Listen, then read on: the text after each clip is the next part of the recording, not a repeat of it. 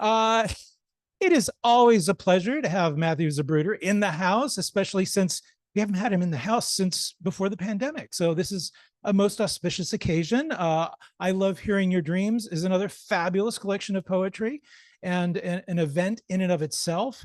For those of you online, hello and welcome to City Lights. As always, we are beaming to you from the unceded ancestral homelands of the Ohlone peoples. Just want to take a moment to offer our respects to those who came before us as stewards of the land.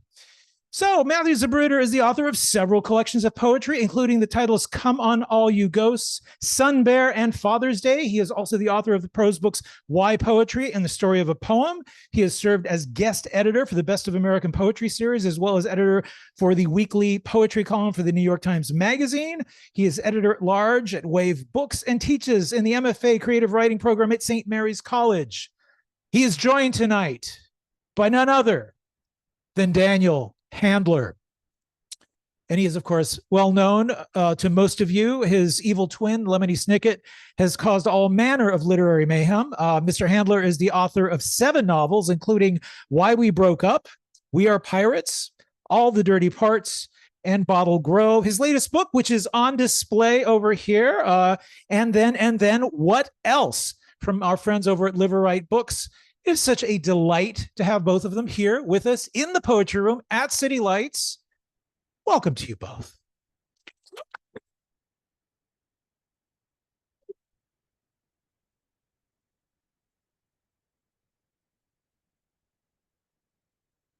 Hi. Hello.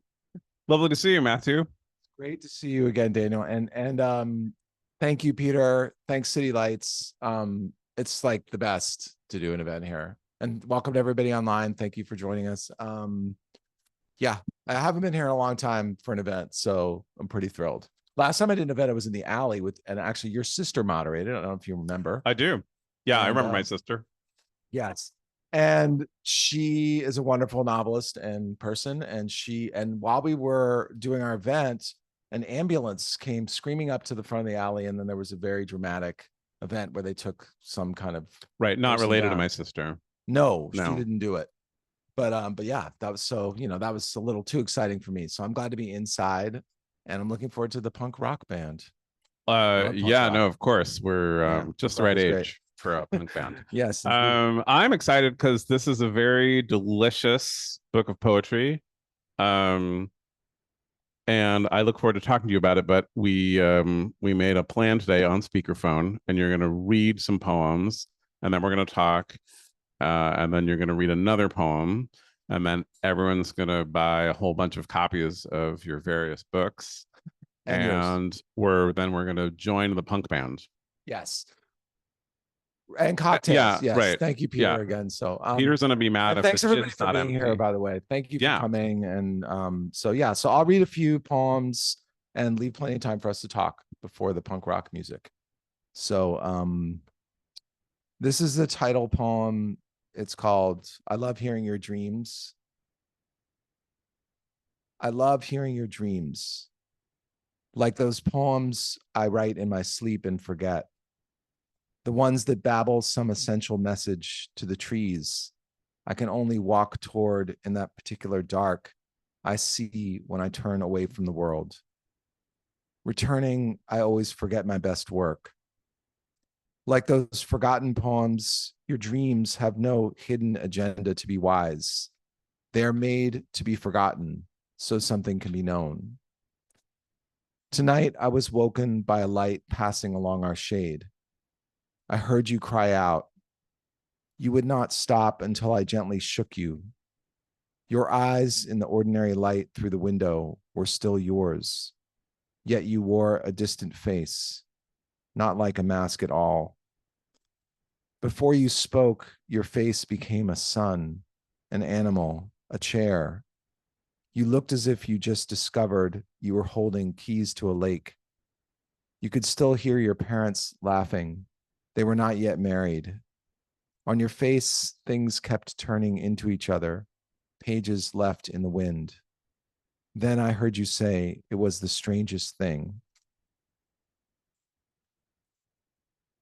And I before I go on, thank you, Daniel, for being here and for doing this. I didn't thank having you a great time. so far. This poem is called "It Was Summer, the Wind Blew." It was summer, the wind blew away from me, and I stayed here thinking about a certain mountain. Things got green, then forgot, and in their forgetting remembered everything that was not grass or me. My son forgot he could not swim, then emerged tall as laughter, hidden as the lesson in a song. He forgot how to tie his shoes, then learned how to draw a face and tie it to a string and run far off into the place only he could go. I chased him, but he just grew larger. For a week, he became a carpenter. Hammering filled my heart. My heart went to the hardware store and bought all the napping spatulas. It was summer, so I let them stay up all night, or they let me. We swung from the magnolia. Our great leaves fell. It remained our friend. Each day was that same sweet holiday that never ended until the windows got soft. It was summer. Candles came on like televisions. That was the last time things were real. Still getting used to reading these poems. I'm like, oh, I said that. That's interesting. To come back to that later. So this is called Thoughts on Punctuation. I think, can I like be a tiny bit meta? I like actually got asked this yesterday. I wrote like for a while, I was writing poems that didn't have much punctuation in them, and I still do sometimes. And I get asked a lot about that. I mean, a lot, I guess, compared to other things I get asked, not compared to other people get asked a lot of things. Right. But anyway, so yeah, so I was like, oh, what do I actually think about punctuation? So this explains it all. Thoughts on punctuation.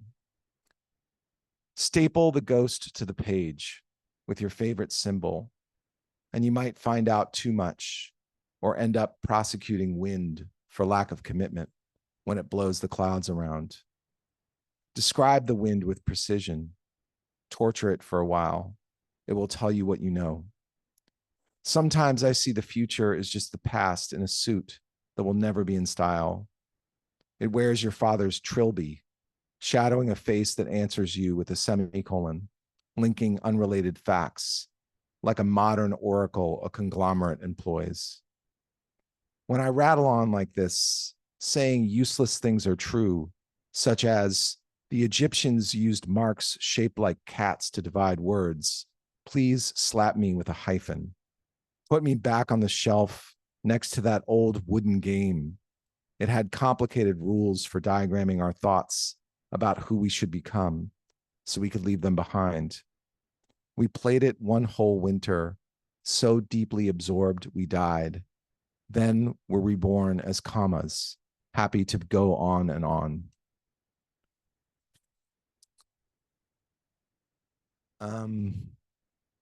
So I sometimes teach up in this program that's in the Sierras, and there's bears up there.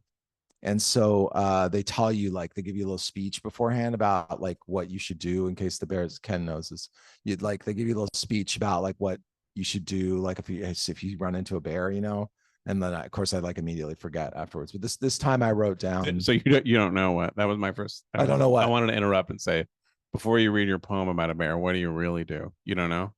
Oh, what do you really do? Like if a bear comes, you know, tragically, I think it depends on the kind of bear. Ugh, I know. And it's like the worst answer. I mean, yeah. And I have no hope of distinguishing between bears. Oh, wait, someone has a rhyme. If it's brown, stand down. But even on the expression on your face. If it's black, attack. That was written by a bear. But my point is that the expression on her face when she's saying this is not certain. And you really want to be certain in this situation, right? Because like, so yeah. Anyway, so here's the advice I got. So, and I wrote a poem after getting this advice about this, whatever type of bear this is. And so, yeah, don't do this. It's called Bad Bear. If you see one, you can say bad bear right to its face, even if you're not sure. Maybe it's good and has discretion in relation to the delicious treasury of human garbage, or even the eternal work of bees. Who knows? But it's okay on the path with your thunder voice unequivocally to condemn it. Lore says that will make it leave, so you can go tell your story in the tent, and again at the table, laughing without asking what violence brought you there, you and all that food from everywhere, those flowers you eat, and do not wonder who told you it's okay to lie, even to the rich, or to save a life, even your own. In the middle of night in the cave, you will hear the eternal question, even darker than what surrounds. Was I born this way, or was it circumstance that condemned me? Silence answers, you were born to be condemned everywhere, but in poems. For a while you hang dead leaves on the night tree, then they fall away, and all that is left is this honey you stole from the world. Okay. I'll read a few more and then we can chat. This is called Poem for Rupi Kaur.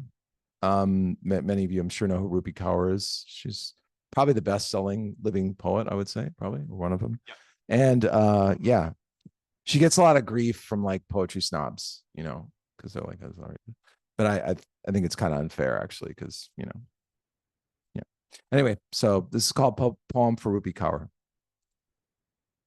Lying in bed at 3 a.m., listening to him cough in his bare pajamas is not fun. There is no joy right now or ever, now that I know my heart lives outside my body, in him and the grass and my wife. Because you wrote Defeated Eyes, I know you understand how I feel when I say the high fever of night. There are no defenses. Again, I do the math. Will I live long enough to see him thrive in what sort of world we are living, not in, but on? You know what I mean. One of the continents is on fire. You're not wrong to think in poems we can solve something complicated. A lot of things are not information. Here in the middle of complicated night, it has become clear we cannot trust the central metaphor, which is we are children, though it is true we are not safe anywhere. I love my son, his little bare pajamas, my wife, the grass, the ends of poems. Okay, and I'll close with this poem. It's called Failed Elegy, and it's many of you know the poet Dean Young, who passed away. I was a close friend, and I wrote this poem like after we went and tossed the, you know, like through his ashes, which I'd never done. It's very like, you know, I don't know if you've ever done that, but like we like went on a hike and threw his ashes, and he had like a spot where he wanted him thrown, and so yeah. But it was really, I wrote like a bunch of bad poems first, so yeah, and then sort of salvaged this out of it. Hopefully, salvaged it. So I'll read this one, then we'll chat. So, it's called Failed Elegy. Failed Elegy. It seems these days every poem is a failed elegy for the world. Each one asks correctly, what good did writing this do? I cannot deny I often feel anger at the similarities between me and an oil company, especially on what is once again the hottest day ever recorded. It is so easy to do nothing except lament our success at writing useless laments. I must confess, I too once wrote a ridiculous elegy for a broken nail clipper. I said it caught the light of a distant star, where beings look down on us, disappointed yet hopeful. We will, like poets, put things in the right order just in time. The clipper emitted a confusing, not very mysterious blue light. Sometimes it seems to me the job of a poet is mostly to rearrange the deck chairs next to a perfect blue swimming pool, then in those chairs to doze. In another failed elegy, I described how all day we walked through mist to get to the exact spot where Dean specified we should disperse his ashes. It was windy, and we got a lot of him on our hands. In the poem I wrote, he shares the name of a chef at Infinity Hospital, which sounds like but is not a beautiful lie. Then I wrote, When I imagine how he must have felt to try to write poems with a new heart he got from someone younger who died, I feel mine fill with the echo of replacement, which was not exactly, or perhaps too true. The truth is, I walked along through the mist, thinking many boring things, not feeling like much of anything, except stopping. We walked through a field of wildflowers that left some yellow powder on our shoes. I just wanted to be home with my wife and son, but the mist really did seem endless. Unlike death, it was not. We drove slowly through the little town until we found a place to eat and did not speak of death. Speaking of death, Emily Dickinson compared herself to the little wren because she knew it was small and unremarkable. It sings the most notes and sometimes will take a ride for a little while to eternity in the overcoat of a passing stranger. Yeah. I have to say, my wife, Sarah, was here, helped me with the end of that poem. I read that poem. She's like, at the end, I knew you didn't get it quite right. And so we sat there and she kind of helped me write the end of it. So Did she do that a lot? no, actually, no. I mean, no, not a lot, but sometimes. Yeah. That was unusual. Yeah. So yeah. She was right. It wasn't very good. And then the end. Yeah, I mean, Yeah. I was like, no. I know you Say it both. with your eyes. I know you both, and I think she was right. Yeah, without having seen the other ending of the poem. But I'm glad that you. Yeah. Woo! I'm glad that you ended there because that was my first question. I had all planned out was on that poem. So for me, you wrote Why Poetry, a lovely book on poetry, and then Father's Day, which was a collection of poems and a essay of sorts that that felt like a departure from your kind of usual work. It felt very, very engaged autobiographically, and then a memoir slash craft book, or if we're allowed to say that. And so this feels like that felt like there were three things in a row that were kind of circling one thing that was really, really engaged quite directly with the world. And this feels like a new step, maybe even back to the old step of a kind of poem. And I felt when I got to, it seems these days, every poem is a failed elegy for the world. And the part of that poem that really investigates what we're doing, like, what are you doing? What are you up to? What's going on? That's my first question. Yeah, I think it's true. I mean, I didn't do it on purpose, but I think you're right. Like I wrote those three books over the course of a period of time, and like they do feel like they are circling around the same kind of set of concerns. And I think I just got to the end of Story of a Poem, and I just thought I don't want to talk so directly about my life anymore. I just don't want to write that way anymore. Like I can't do it. And so I just missed poetry, I think, and I missed like that space of just kind of wandering around and like not know. And I think the thing about prose is, I mean, you get in this mode where you really have to clarify everything you're saying. And I got into this point where I was like, I don't think a poem is finished until it has at least one thing in it that I don't understand that I said. And I mean, not like semantically, grammatically, I don't understand, but I don't know what it means. Like I couldn't really say. And so I think like that failure is exactly what I crave. Like I want that failure and to reach to feel like you totally understand something. Like I want you to feel like you almost understand it or like kind of get it. Yeah, I love that. Or I need to feel that way. I don't know if other people feel. I need to feel that way. Well, I mean, something that I've always enjoyed about your work is that I feel you swing the part here in Failed Elegy where you talk about the truth of the matter is I thought about many boring things. I felt like you could almost feel the relief in the room where everyone who's thought a boring thing and thought that meant they weren't a real person or a real artist or a real poet was like, oh, what a relief. And that you go there and then you also go kind of into the sublime. And I've always appreciated that. The first time I heard Matthew read, you slayed in this room, and you started by saying this poem is inspired by a poem by Wordsworth, And I felt everybody saying like, "Oh, I should read more of that. I'm so glad I'm here to become a better person." And then it opens about how much you love Diet Coke, and then I felt everyone relaxed. That was exactly the tension that you build there. Yeah. I thought you were gonna say That was everyone more felt of a like they should comment. leave. Yeah, no, and I also really like getting as close as I can to banal, like a banal, or I don't banal is the wrong word, but like a really direct statement. Like I think if you can get conjure that mystery with almost like the plainest possible language, but then also leave room to say like some crazy stuff too. You know, I just think there's a lot of room diction wise or imagination wise in a poem that people don't always take.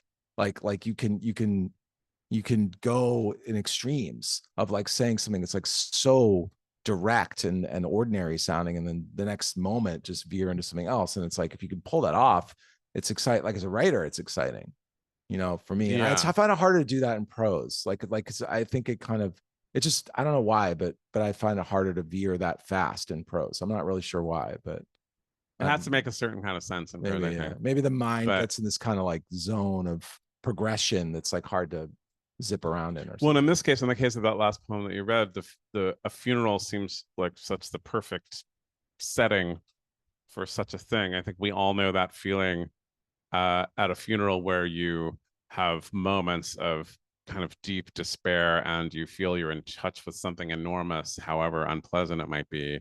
And then then reality starts kind of, you're like, I'll never be more in tune with the world than in this moment. And then you're like, it's been a while though, and I'm a little hungry. When Yeah, are we getting out exactly, of here? exactly. Yeah. Yeah, who hasn't thought of lunch at a funeral? Even when it's not lunchtime. Yeah. um, so you have some poems about other artists, including what you read. You have some poems about visual art. Do you think, like, I don't know, you're at a moment now, middle age, is that what we call it? I don't know. We're It's at a a little moment harsh, now. but okay. Like, do you feel you cast wider for material than you used to? I mean, yeah, I don't know. That's a good question. I think I'm more comfortable with just letting what ever I'm interested in just be the impetus for a poem, I guess. And like not like I just don't care that much if somebody I don't imagine someone saying, "Oh, I can't believe he's like writing about a painter. Where does he get off or whatever?" Doesn't know anything about painting, which is true, by the way. But like I guess yeah, I don't know if it's wider, but just like I don't stop myself from writing about things that are interest me, whatever they are. And so yeah, and I don't have any. Yeah, I guess I lost my self-consciousness in that way. So maybe it feels like things have widened a bit, like in terms of I don't know, subject is maybe the wrong word, but yeah, areas of concern. I'm not sure. Yeah, middle age will tend to do that to one. Yeah. Whoever Do you that. do you do you seek out? Do you feel like you're looking more for material, or that it comes to you more? Um, no, I just think when I look around, I just in my room, I see material or when things I'm just like walking around. But I've always sort of felt that way. But maybe my life has just gotten in some ways it's gotten smaller because I'm not traveling as much or I'm not like having as many like sort of open-ended temporal experiences being a parent. But like so maybe it's like weirdly the smallness of the aperture has almost made it like more varied because like I kind of am more attentive like in my room or in my everyday experience or something. I'm not I mean, it's interesting you're saying I have to think about it. I don't know why, but I'm just sort of talking through it now. But like I know what you mean. It feels like a little bit just like wider somehow, this book, or like more open or something. Yeah. Yeah. Or maybe letting go of the idea of subject or being allowing myself to let go of that idea a little bit more. I mean, you mentioned your domestic life. Um, do you? So your wife and kid are in these poems a lot. Um, how do you feel about that? What's the deal with that? Um, I feel weird about it because I don't want to say anything that's not true or is like not, not so much not fair. Cause I mean, I think it's like, I think I have pretty good feelings about my wife and kids. So I don't like, it's not, but they're more like they drift in and out of the poems. I think I would say, but a lot of the poems are addressed also to my wife because that's the person I talk to the most. So, and it just feels easy to do that. So I guess, I don't know. I don't think about it. I just think that I don't think how I don't imagine how I could not do it. You know, like it's like the same way that when I wrote Father's Day or whatever, I couldn't not write about political stuff sometimes because it was just what I was always thinking about. Right. You know, it wasn't like a choice. It was just a lot of what was on my mind, not all, but. But I mean, do you have worries? I mean, it seems like the chances that Roseanne Barr read your poem about Roseanne Barr seems slim to me, whereas that your wife has read poems that you've written about your wife, that seems like a greater possibility to me. Where are you, and that other people who know her would see her there too? Is that a concern of yours? Is that like? I will just say that I don't. Everybody has to make their own decisions in this area, but if my wife or if anybody else I was writing about who I was close to was not comfortable with something in a book, I would take it out. That's just how I do it. I know other people don't do that way, then that's fine. But I just wouldn't. Read. I mean, I want to get. That's why there's no poems about me in this book, because I had to. There were like a ton of them. It's like the restraining order. Please no. Yeah. Well, I mean, I think I just personally, I wouldn't do that, but like, you know, but yeah. So I didn't do the exact statistics on this, but it felt like about half the poems in this book are in little stanzas of 2 or 3 lines, and then the other half are long, kind of unbroken format. Which is better? I think the long unbroken format is better. Okay, and what and why is that? No, I don't know. I'm just I'm curious about that. It's an envy I think prose writers have of poets, is that they get to end stuff. We don't get to do that unless we're like insufferable.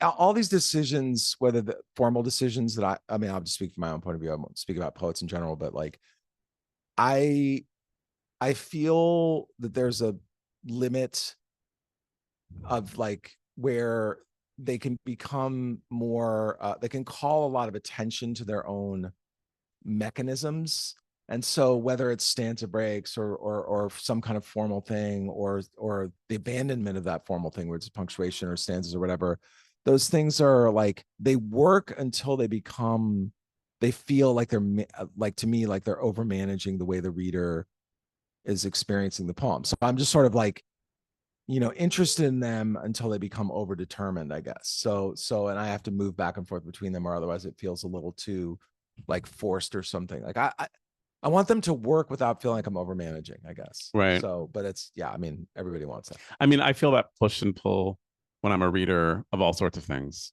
right? Like, you know, when you turn a page of prose and then there's no paragraph break and you think, would it really, really kill you to hit the return key? Like, is there something so important here? But then sometimes the relentlessness of that is really hypnotic. But then if you're not in the mood, you're like, come on. I'm going to ask you a question. I think I know the answer to it. Have you read the new Sally Rooney book? Oh, yeah. Yeah. I mean, that's a book that has a very aggressive, like formal choice, like in it, you know, like the way it's written. I don't know if people have read it or not, but it's like, and it's like, I'm still undecided as to whether it's so like over the top that it's kind of like, you know, you just had to succumb and or it feels like overmanaged and like over controlling. But like, I'm just allergic to that feeling that I'm over controlling the reader, I guess. Yeah. Personally, like I have a tendency probably to like want to balance things. Yeah. It feels like the opening band shushes the audience. That's what it feels like sometimes when prose is when a book is too fussy and demanding. Yeah. I mean, it feels like the band that's like, you guys be quiet. And you're like, play something good, and then I'll stop talking to my friend, maybe. Or like you're sticking your head in the frame as a writer, you know, and it's like that can, of course, work. I mean, Sherman's March is one of my favorite movies ever. You know, it's like sometimes sticking your head in the frame is exactly right. But you gotta, if you're gonna do that, you gotta kind of commit to doing it. Yeah, and that's just like not spiritually mostly where I am, that kind of thing. Like, so, you know, anyway, but. For how many years? 2 or 3 years you were the New York Times Magazine poetry editor. A year and a half. It's supposed to be a year. It felt like way longer. It felt like way longer to me too, believe me. No, yeah, it's supposed to be a year, but I did it for a year and a half. And I was curious about that because occasionally you would complain to me about like something would happen in the world, and then 20 people would write poems immediately about it and send them to you so that they would be in the New York Times Magazine the next, 4 days later, and they weren't.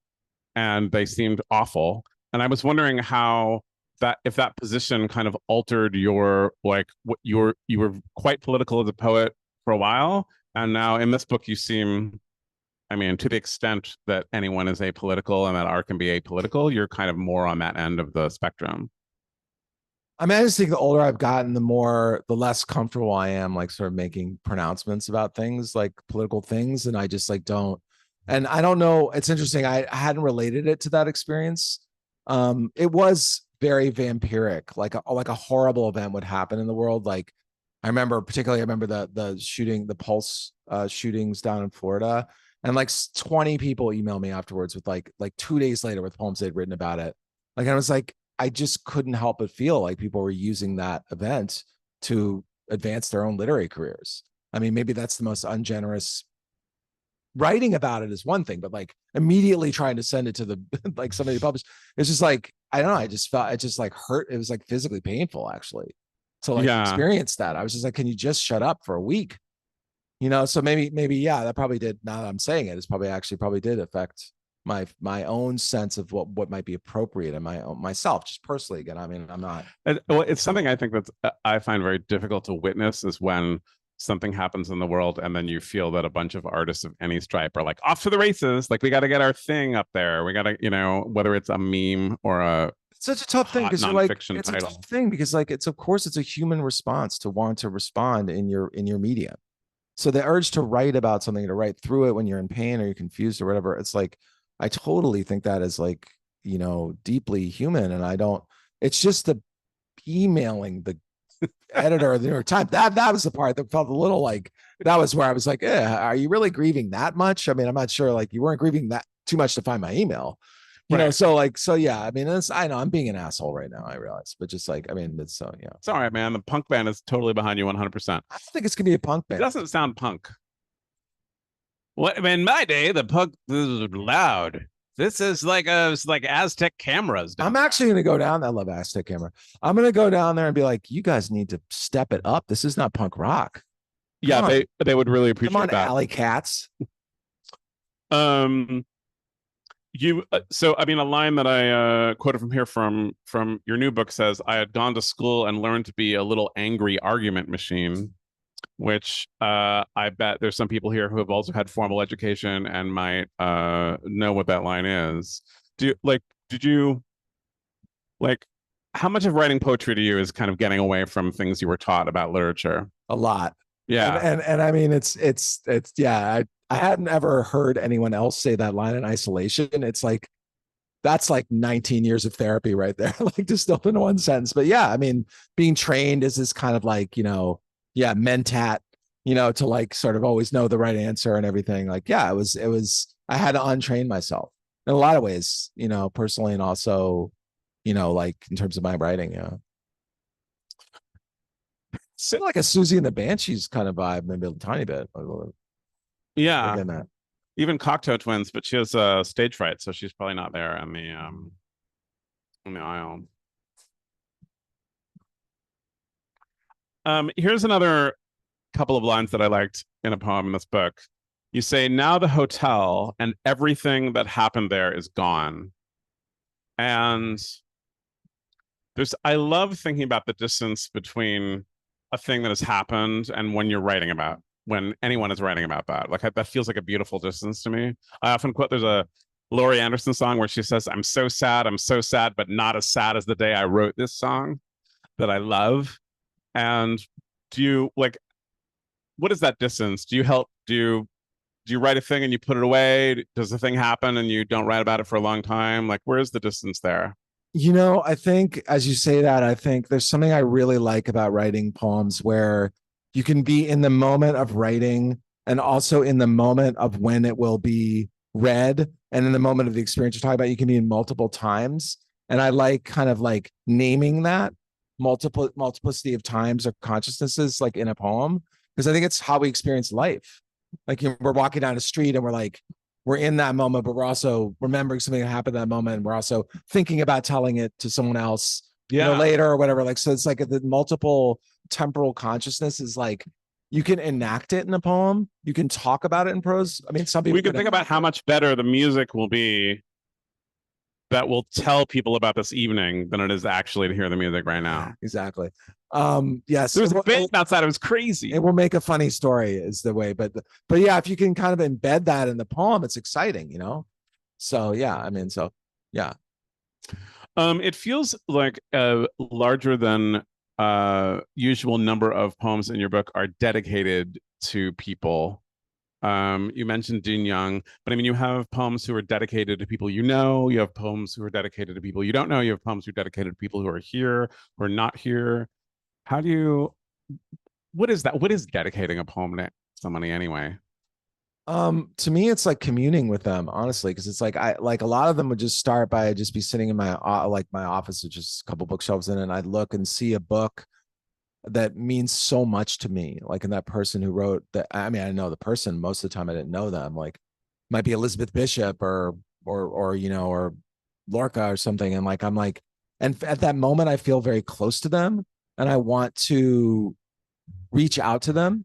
But that's also true about people too, you know, and like obviously dead people, but living people too. I guess I like poems as these kind of like almost letters, you know, letters to the world, as it were. But like, you know, but like, yeah. Well, but I mean, do you feel like the poem is dedicated to them, or are you demonstrating to me who I feel you're like I'm talking to them. facing? I feel like I'm talking to them in the poem, even if I'm not like saying that. you.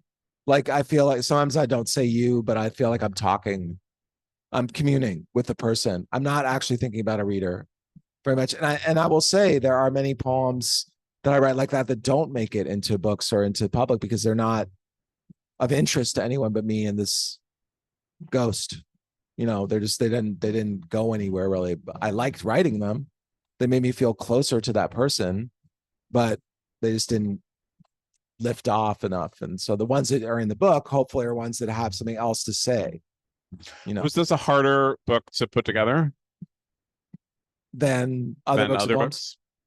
No, no, it wasn't hard at all. It wasn't. It was hard to write Good. it because it took a long time and a lot of poems sucked and had to go. But like, you know, but once it was done, it wasn't hard to put together. It kind of fell together actually in a lot of ways. Once I had the title and once I had the cover, that was where it really started. That was an offhand remark at me. Yes, I want to hear more about that. Is that we want to talk about it? Yeah. Yeah. Okay. Before So Susie the comes cover up with image. comment. Hold up the book so people can see it.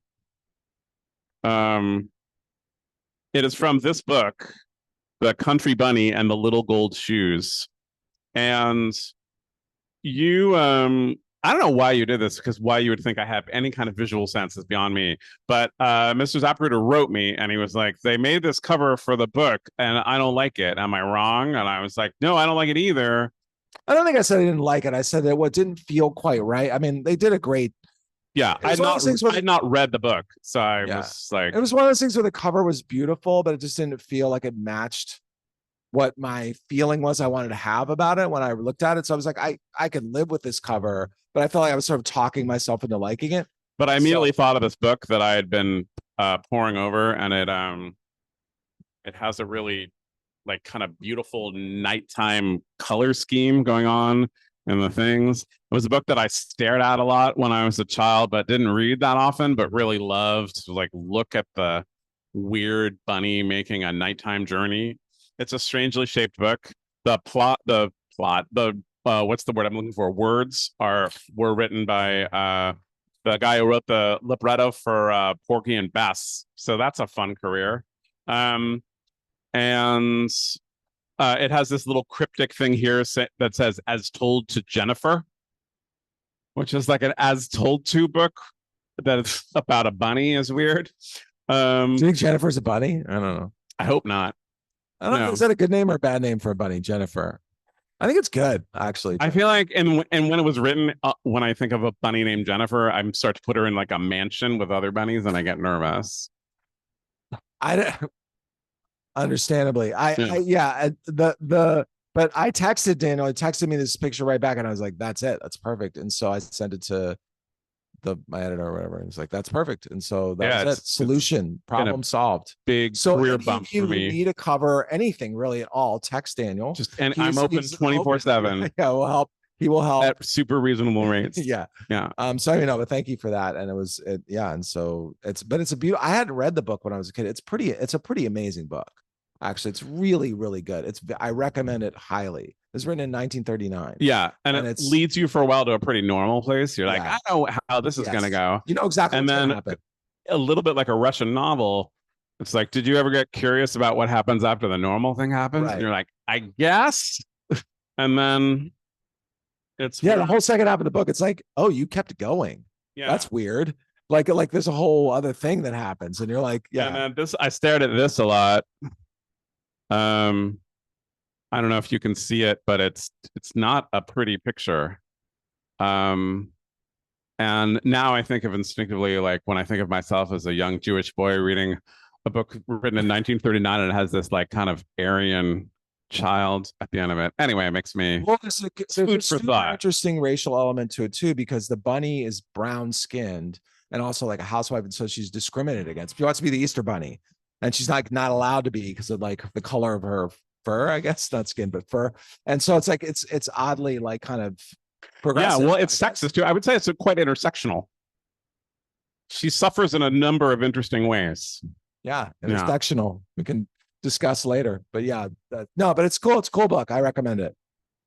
All right. Well, I think other people should ask questions, and then you should read the poem that I really like that I asked you to close with, and then there'll be more drinking and book purchasing.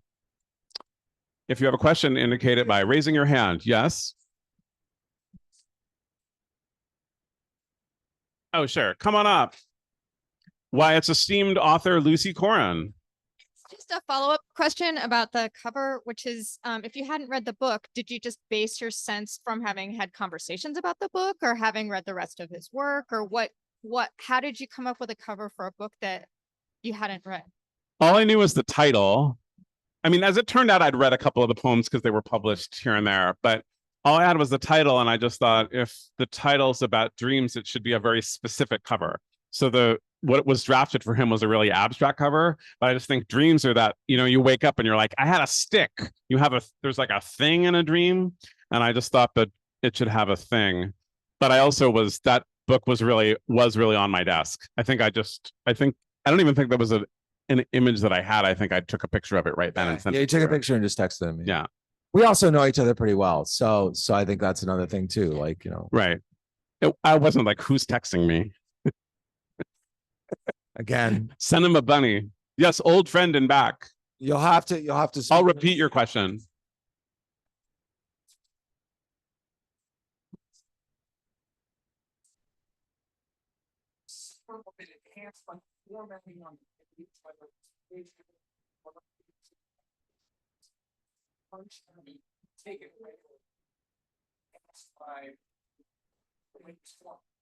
I'll repeat for those watching online. The question was, how is the formatting, not just in terms of your line breaks and things like that, but page turns and other formatting on the page, like how's that affected your experience of what you're trying to say and do? Yeah, I mean, I'm super controlling about that stuff. So sometimes something isn't right, like not with this book, but with other publishers, and it has to be the right size, it has to be the right font, it has to be the right everything, because that does it. I think especially with poetry, that really affects your experience. So yeah, I won't. Yeah, I'm pretty controlling about that.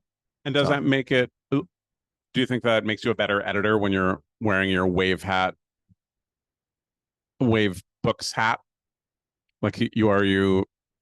I think I've learned a lot about it from Wave. I'm an editor at Wave Books, and we have a particular aesthetic, and it's very text forward. Like we don't use any designs or any cover art like on our books, and the text of the poems themselves is like the most important stylistic element.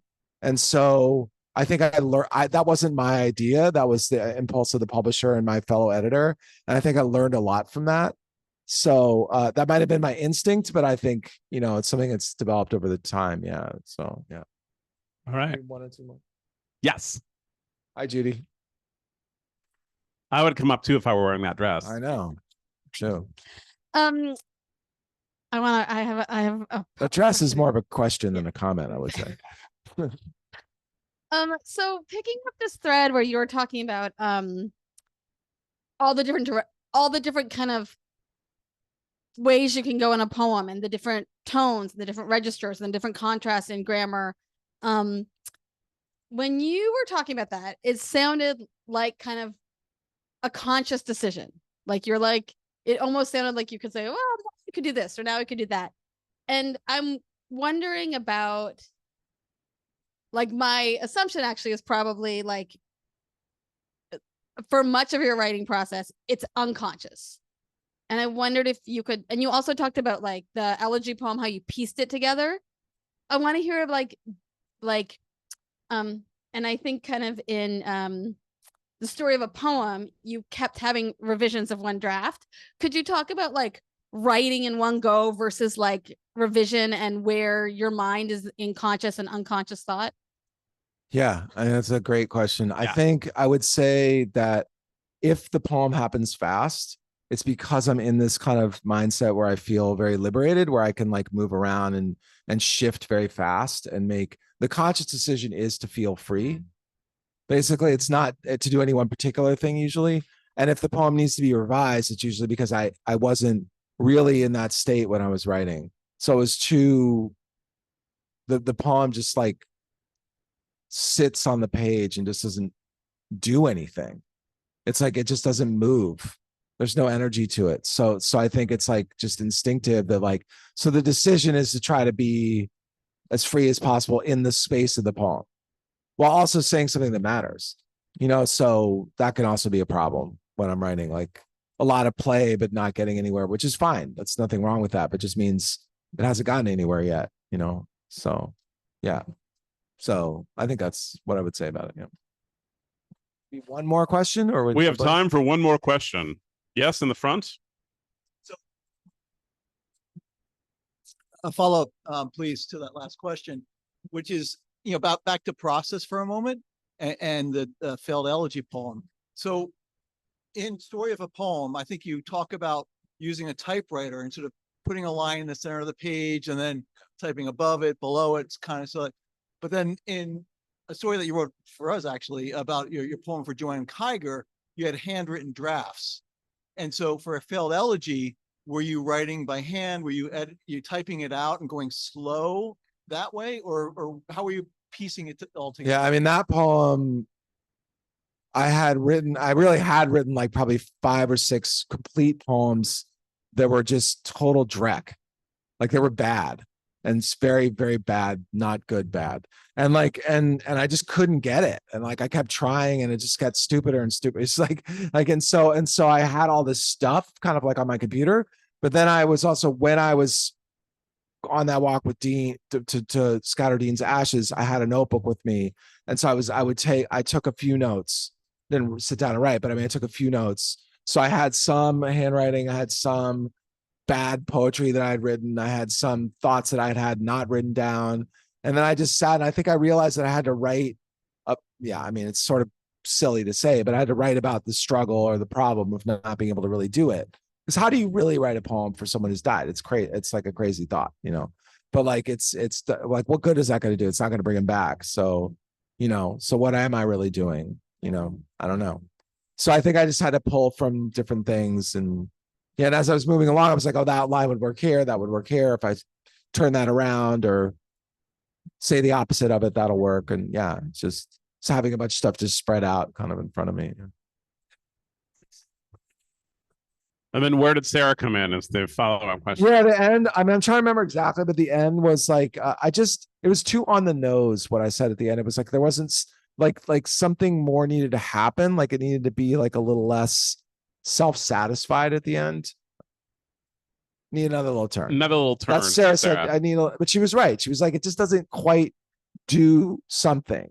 And so we sat there and we tried out different things. I was like, what about this? And she's like, nah, what about this? And she's like, what about that? And so we just talked it through. Wow. I'm impressed you guys can do that.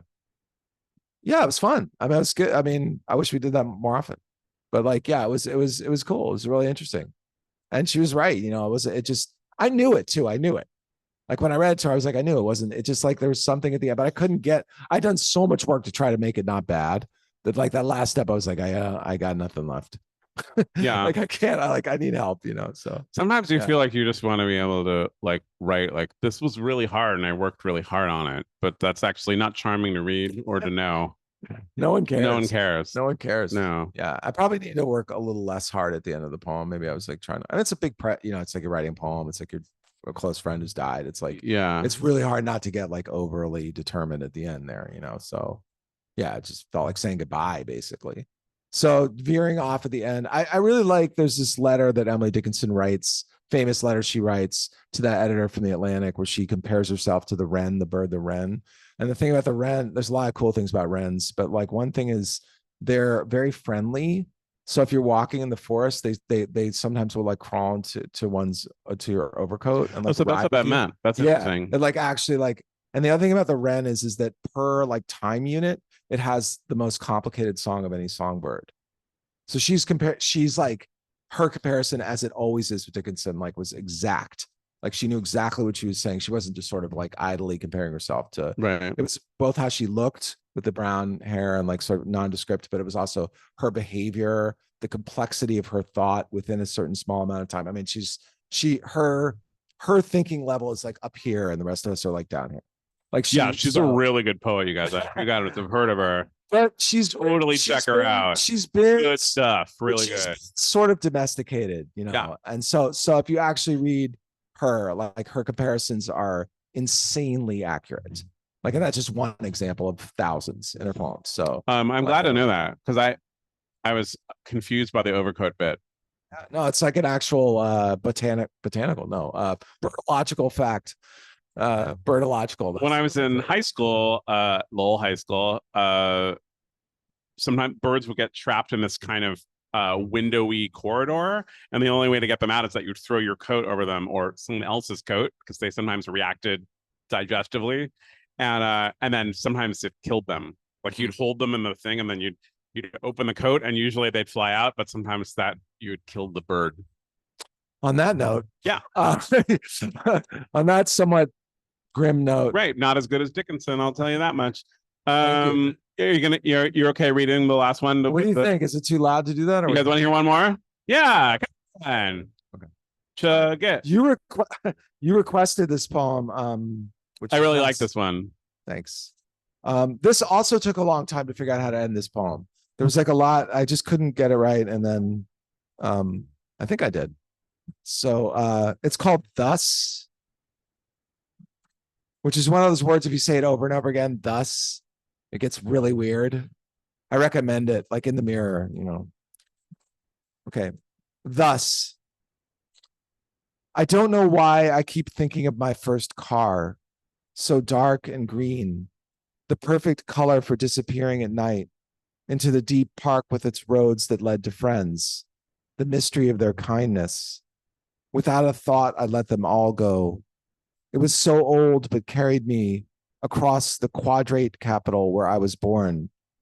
I drove through shadows, giant white buildings cast, sometimes spring blossoms from famous trees the mayor of Tokyo gave us long before the war on my windshield fell. One winter when I was young, the radio told me a plane crashed into the bridge. Then the DJ made a terrible joke, and I laughed. Was that when I began to snow? 1,000 years of ice covered my path. Before I ever found it, I lost even my thought of home.